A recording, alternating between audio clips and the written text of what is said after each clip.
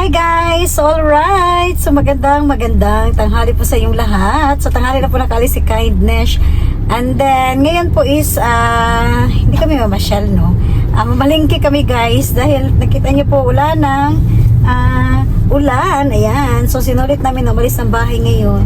And then may gusto ko ibahagi sa inyo, o diba? Nabunog man akong paa guys. So yan, ang laki po ng pasa ni Kindness. Yan, medyo ano na siya kasi nilagyan agad to ng yelo. Na ano ako guys, nabunggo ako sa box sa trabaho. Di ba, tanga-tanga lang. So, ang laki po ng pasayan. Pak! Pero naka-main skirt pa rin tayo. Okay, dahil mainit na po sa Japan. Yan. So, ayaw ko kasi totoo lang guys, ayaw ko talaga ng mga pants kasi nga naiinitan ako. Gusto ko yung mga ano lang, shorts, mini skirt, tapos duster. Yun ang gusto ko, yung mahabang ano. Kasi nga, ayaw ko na medyo mainit. O nga, ulan pa rin. Hala, yung sinampay. Balik na? Di masing basa pag mga ito? Oo nga no.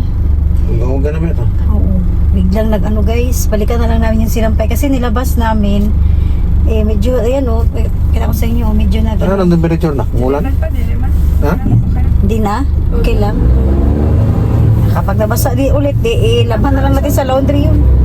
Ayan. So, pupunta lang kami ngayon guys. So, malengke lang kami kasi nga, kahapon, although namalingki ako nung nakita ko po sa mga unang premiere ko, namalingki ako noon, pero pang ano lang namin kagabi, pang dinner lang po. Ayan. So thank you no sa mga nanood po sa Father's Day celebration namin ng asawa ko. And then hindi ako namalingki ng pan 1 week namin noon kasi nga maulan. Ayan, nakikita niyo po, nahirapan ako pag mamalengke by cart. So mababasa talaga tayo kasi ang lakas ng ulan, may bitbit pa akong payong. So yung ano lang yung lulutuin ko yun lang talaga ang pinamalingki ko. Okay? So right guys, so please po samahan niyo na po ngayon sa araw na ito. Simple lang kayo ang vlog ni Kindness.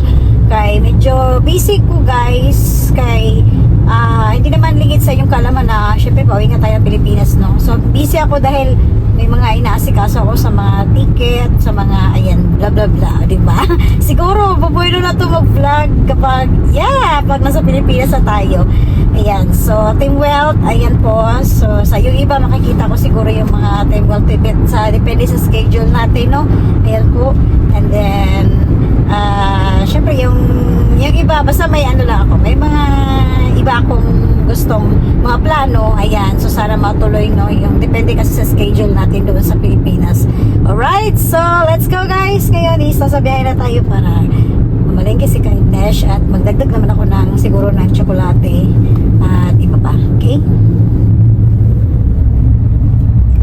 So, ayan na guys, at malapit na po tayo mismo sa Aeon Big, kung saan si Kindness palaging namamalengke dyan, dahil nga po medyo makamura tayo, at higit sa lahat, yung asawa ko po is magpapagupit. Dyan po ang gusto niyang barbershop po na napili niya. Yan po. So, binabalik-balik ka na niya dyan at napakamura pa ng bayad po ng gupit. Okay? So, pinakita ko lang din po sa inyo guys ang weather po dito sa Japan. Nakaranas na po kami ngayon ng isang linggo na pag-ulan. So, ngayon lang po medyo huminto yung ulan at makulimlim pa rin ang kapaligiran natin ngayon dyan. Okay? Right guys, so nagbaktas-baktas muna si Kindness. Nandito na kami ngayon guys, no. Bago kami mamalengke, so magtingin ako guys doon banda kasi makapag-uwi ko, pwede pa akong makapagtanim. Tapos, tignan ko lang kung magustuhan ako doon guys na punla. And then, bago mamalengke. Yan. So, naglakad-lakad muna kami ng aking unikahiha habang naghihintay namin magpagupit yung aking husband. Matapos siya sa parlor. Yan. Si Kindness hindi pa po, no.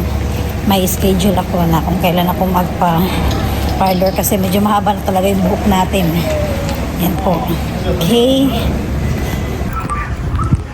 Right guys, so malapit na tayo dun sa kung saan titingin tayo kung ano ba yung mga binibenta nilang punla dito. Tingnan natin.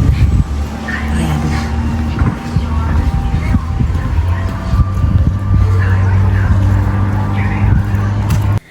So ayan na po at nasa loob na po tayo mismo. Ayan po. So, tinignan ko po ngayon dyan guys. Kasi first time ko po ito sa tindahan na ito, no. Kino-compared ko po palagi ang mga presyo ng mga punla. So, marami akong nagustuhan dito. At higit sa lahat, mura po ang kanilang presyo po sa mga pagbili ng punla. Okay? So, ayan po guys. At papakita ko po sa inyo katulad po nito, ang palaya. So, 100 or piso mahigit lang po ang kanyang punla. Okay? Tapos, yung ating pipino. So, ito po yung pinaka punteriya ni Kindness na gustong bilhin po ngayon, no? Okay? So, paunti-unti lang po talaga akong magtatanim. Kaya, hindi ko rin po pwedeng isabay ang iba pang mga punla. Kasi baka hindi ko agad ito maitanim. Masayang lang kung bibili agad tayo. Okay? Dahil nga po, yung oras po ni Kindness, katulad po ngayon, hapon na. So, yan guys, pakita ko rin po sa inyo. So, yung kanilang mga punla. Katulad po nito, yung talong. So, kapag medyo malaki na po, iba rin po yung presyo niyan. Yan. So, medyo mas mahal po. So, depende yan sa haba at na pwedeng itanim na agad, yung pwedeng mamunga.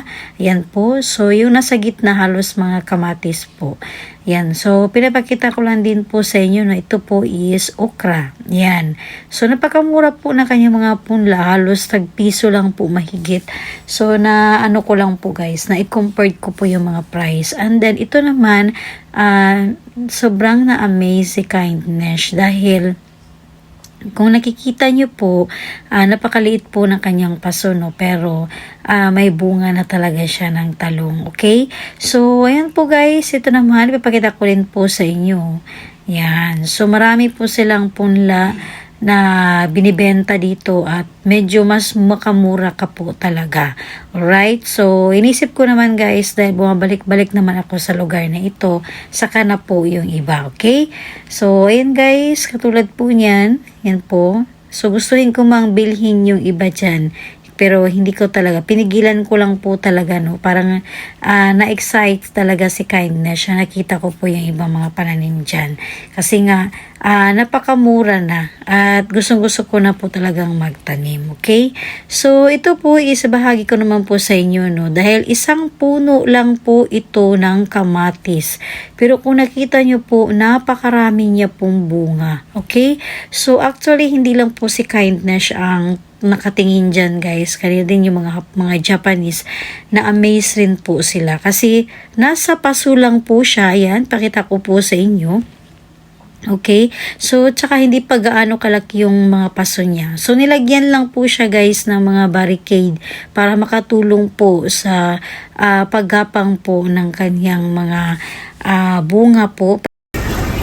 Right guys, so balikan na namin yan mamaya, no, dahil magpaalam muna ako sa asawa ko kasi gusto ko yung pipino niya, gusto kong bilhin dahil mura lang po yung punla niya. Medyo yun lang yung kaya kong itanim muna ngayon.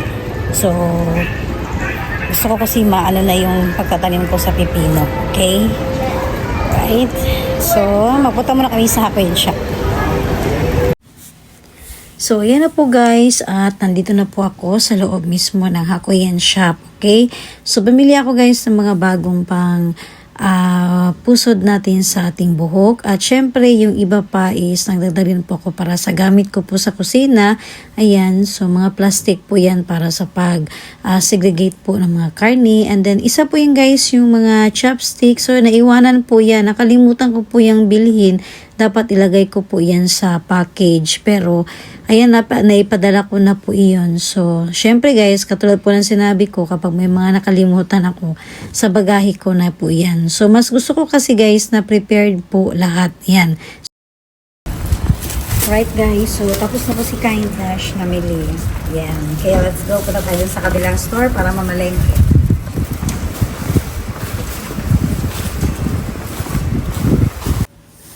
So, ayan man po at nandito naman po tayo guys sa pamalengke na po si Kindness para sa isang linggo po namin. Ayan, so kunti lang naman po yung pinamalengke ko dyan. At syempre gusto ko rin po ibahagi sa inyo na marami po silang tinda dito ng mga tsokolate. So, sa mga nakaraan po na premiere ko, kung saan po is bumili po ako ng mga tsokolate.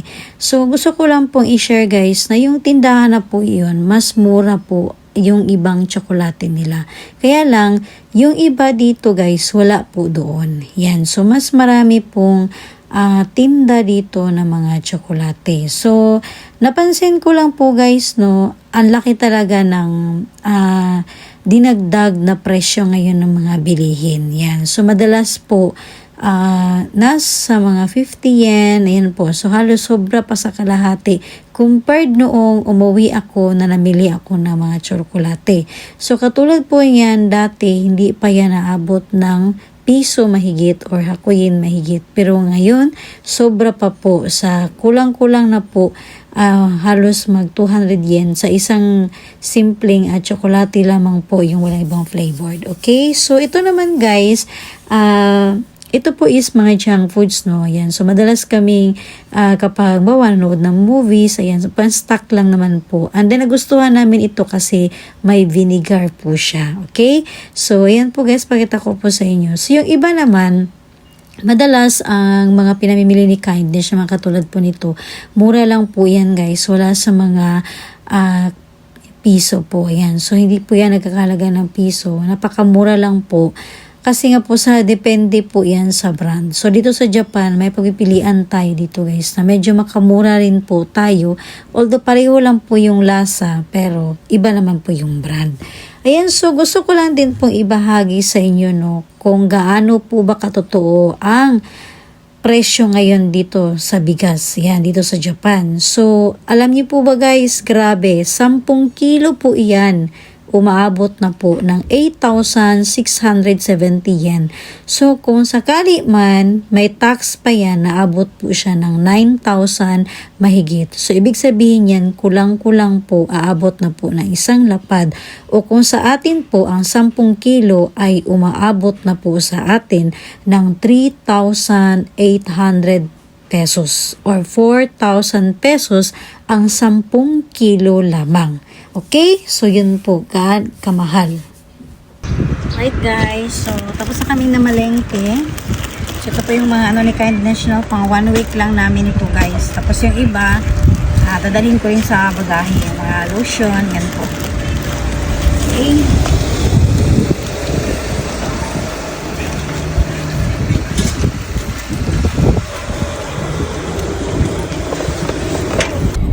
Guys, nandito yung asawa ko, bagong gupit yarn. Happy Father's Day. O, tingin ka muna. Bagong gupit yarn. Okay na ba? Bilis na tumubo kasi ang buhok niya. Yan. Tapos ano yan, kukulayan natin yan pag uwi ng Pilipinas. Mga parlor yan. Ako yung taga taga kulay. Kapag dati kasi yung buhok niya guys, ako yung nagkukulay. Ngayon, hindi na siya masyado nagkukulay. Pero pag uwi, kukulayan ko ito. Yan. Para hindi na siya mabayad ng mahal. Sa akin na siya magbayad. Okay, so puntahan na namin yung pipino, guys. So, ayan na po guys, at bumalik talaga ako dito, no. So, pasensya po kung halos madalas is nag-voice over po si Kindness dahil marami po talagang mga music ang mabinuntahan ngayon ni Kindness na store, okay? So, ito naman po guys ay bibili po ako ng mga 10 punla dyan ng pipino lamang, ayan. So, kung napansin nyo po ang mukha ni Kindness, yan, mukha ng natutuwa, no. Parang hindi pa ako nakauwi ng bahay pero parang gusto ko nang umuwi agad. Okay? So dahil excited po akong magtanim po. Ayan. So hindi ko po alam guys, basta parang masaya ako kapag nakapagtanim ako. Yun po ang pinaka nai-excite po si Kindness kapag summer po dito sa Japan, no. So mas gusto ko talagang magtanim na lamang po ng gulay kaysa bulaklak. Dahil po, paiba-iba naman po ang weather kasi dito sa Japan. ピヨピヨカード会員様在庫中。入 Buti na si Kindness mga kakay. Okay, magtanong ko sa ko guys. Bago tayo uwi ng Pinas, may tanim ako. Sa kong muna, magtanim talaga. Adik.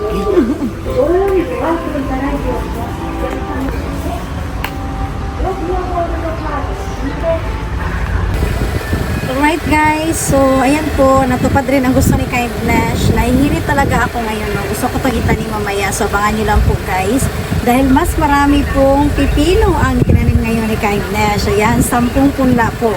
Ayan, so dahan-dahan mo na guys, hindi ko lahat sinabay. Gusto ko po man, pero kulang tayo sa oras. Kaya dahan-dahan lang po. Ito muna para maitanim ko. Okay? Ayan, so tamang-tama lang talaga no. Alright, so ako maraming paalam sa inyo lahat guys dahil para makauwi tayo no at kailangan namin mag-ano ng mga pamalengke sa bahay and then abangan nyo lang po guys sa mga sunod na ma-upload na videos ko lalo sa pagtatanim po na aking pipino. Kaya bye guys! Domo arigatou gozaimasu!